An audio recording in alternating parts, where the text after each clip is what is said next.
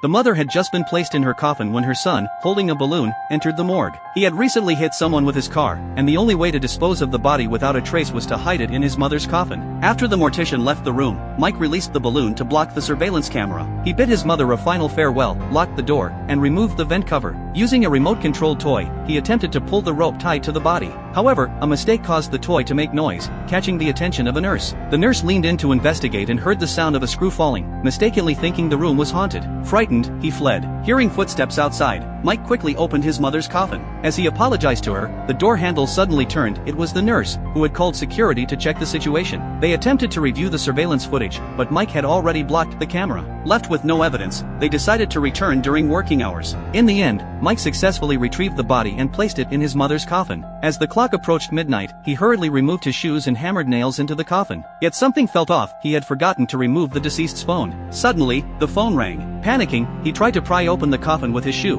but the mortician was already approaching. Desperate, Mike silently pleaded with his deceased mother for help. Miraculously, the phone stopped ringing just as the mortician entered. The next morning, his mother's coffin was buried. Overcome with emotion, Mike wept bitterly, prompting the mortician to remark on his filial devotion. To avoid suspicion, Mike staged a car accident and openly took his car to a repair shop. He believed no one would discover his crime. However, upon arriving at the police station where he worked, he was assigned a challenging case. The victim was the person he had hit the previous night. Feigning ignorance, Mike joined his colleagues in investigating the case. The house of the supposed suspect was empty. As they prepared to leave, Mike's attention was drawn to a dog, the same one present at the scene of the accident. Following the dog, he discovered tire marks left by his car and a surveillance camera at the remote intersection. He quickly asked the operator to review the footage. Fortunately, his high speed had rendered his car unrecognizable. However, he received a mysterious call from someone claiming to have witnessed the accident. The caller demanded Mike deliver the body, warning of severe consequences if he didn't comply. Determined to uncover what valuable item was on the body, Mike dug up his mother's grave that night and retrieved the corpse. This movie is called A Hard Day. If you're intrigued, check out the original film.